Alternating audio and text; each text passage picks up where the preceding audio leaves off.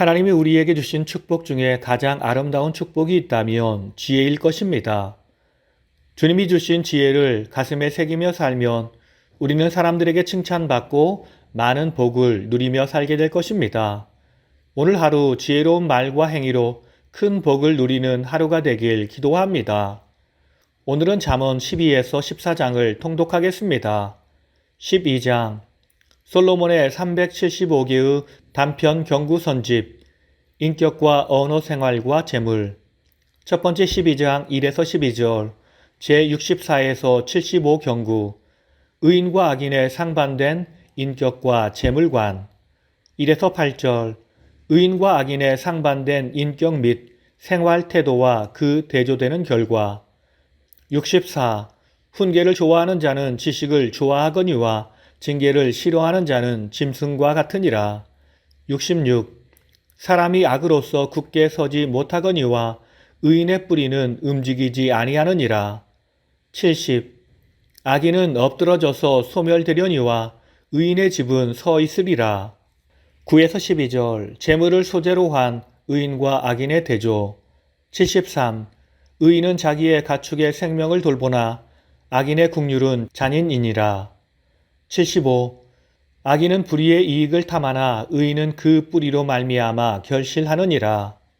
훈계를 좋아함은 반드시 지식에 대한 사랑으로 이어져야 하며 지식을 좋아하는 자는 반드시 훈계를 사랑할 수 있어야 합니다. 왜냐하면 지식에 도달할 수 있는 주된 통로가 곧 훈계를 받아들이는 데 있기 때문입니다.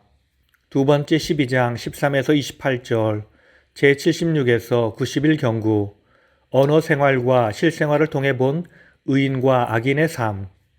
13에서 25절, 언어 생활을 중심으로 살펴보는 의인과 악인의 대조. 77.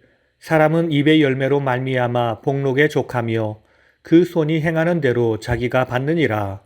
79.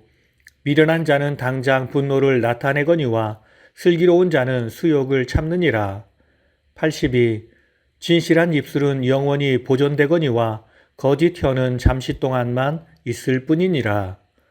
26에서 28절 의인과 악인의 상반된 삶의 결과 대조. 89. 의인은 그 이웃의 인도자가 되나 악인의 소행은 자신을 미혹하느니라. 90. 게으른 자는 그 잡을 것도 사냥하지 아니하나니 사람의 부귀는 부지런한 것이니라. 13장 지혜로운 자의 말과 미련한 자의 말. 첫 번째 13장 1에서 13절, 제92에서 104 경구, 의인과 악인의 운명. 1에서 6절, 말을 중심으로 한 의인과 악인의 대조. 92. 지혜로운 아들은 아비의 훈계를 들으나 거만한 자는 꾸지람을 즐겨 듣지 아니하느니라. 94. 입을 지키는 자는 자기의 생명을 보존하나 입술을 크게 벌리는 자에게는 멸망이 오느니라. 7절에서 13절 재물 및 성공 관련 경구들. 99. 사람의 재물이 자기 생명의 속전일 수 있으나 가난한 자는 협박을 받는 일이 없느니라. 101. 교만에서는 다툼만 일어날 뿐이라 권면을 듣는 자는 지혜가 있느니라. 103. 소망이 더디 이루어지면 그것이 마음을 상하게 하거니와 소원이 이루어지는 것은 곧 생명나무니라. 훈계의 수용과 거부는 지혜 교육의 바탕을 이루고 있으므로 훈계에 대한 조롱과 멸시는 이미 교정 불가능한 상태가 되어 있는 자를 의미합니다. 두 번째 13장 14에서 25절, 제105에서 116 경구, 지혜로운 자와 미련한 자가 이웃에 끼치는 영향. 14에서 20절, 지혜자와 어리석은 자가 이웃에게 끼치는 상반된 결과 대조. 105. 지혜 있는 자의 교훈은 생명의 셈이니 사망의 그물에서 벗어나게 하느니라. 108. 악한 사자는 재앙에 빠져도 충성된 사신은 양약이 되느니라. 110. 소원을 성취하면 마음에 달아도 미련한 자는 악에서 떠나기를 싫어하느니라. 21에서 25절 재물의 측면에서 의인과 악인에 대한 대조. 113. 선인은 그 산업을 자자손손에게 끼쳐도 죄인의 재물은 의인을 위하여 쌓이느니라. 114. 가난한 자는 밭을 경작함으로 양식이 많아지거니와 불의로 말미암아 가산을 탕진하는 자가 있느니라. 14장 지혜로운 자의 행동과 그 마음. 첫 번째 14장 1에서 14절 제 117에서 130 경구. 지혜로운 자와 마음을 다스리는 자. 1에서 9절 하나님, 이웃, 노동, 지식 등 삶의 기본 분야에 대한 지혜자와 어리석은 자의 태도 비교. 117. 지혜로운 여인은 자기 집을 세우되 미련한 여인은 자기 손으로 그것을 허느니라.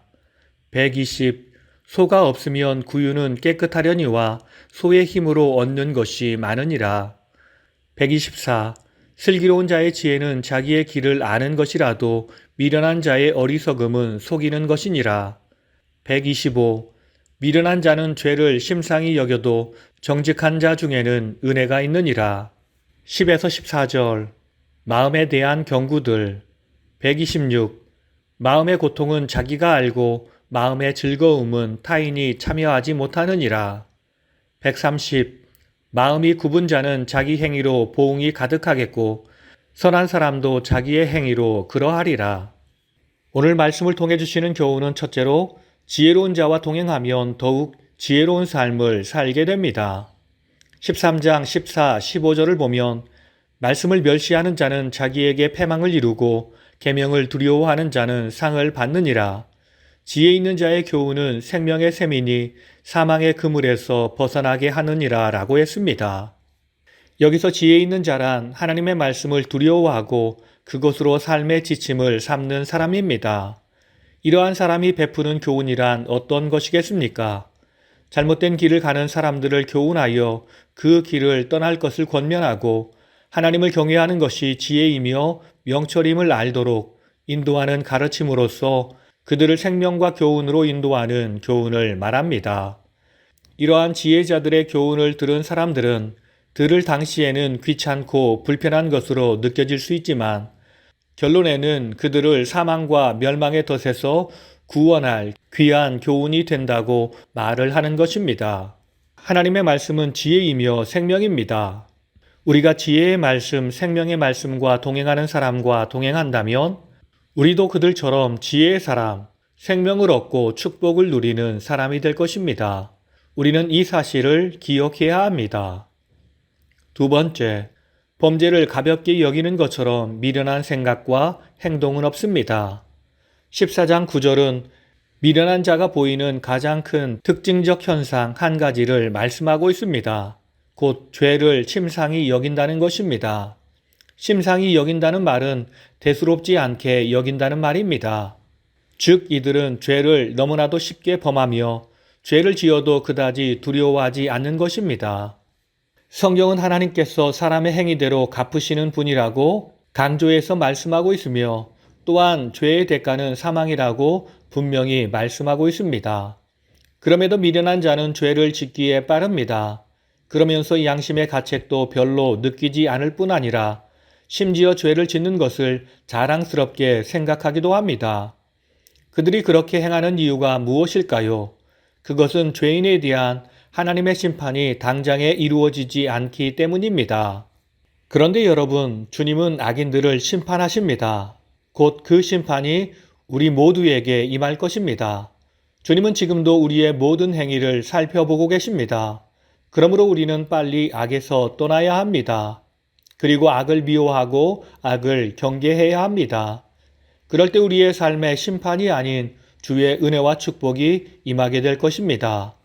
오늘 이 하루 참된 지혜이시며 말씀이신 주님과 동행하고 말씀을 아는 지혜로운 자들과 동행하며 우리 안에 있는 모든 악을 떨쳐버리고 주의 선함과 자비하심을 세상에 선포하며 살아 주님께 칭찬받고 사람들에게 인정받는 은혜의 하루가 되길 예수님의 이름으로 축원합니다.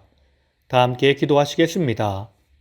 우리를 사랑하셔서 무엇이 옳은 일인지 무엇이 악한 일인지 가르쳐 주시는 주님, 우리가 주님 가르쳐 주신 진리의 길, 참된 지혜의 길을 쫓아 주와 동행하는 삶을 살게 하옵소서.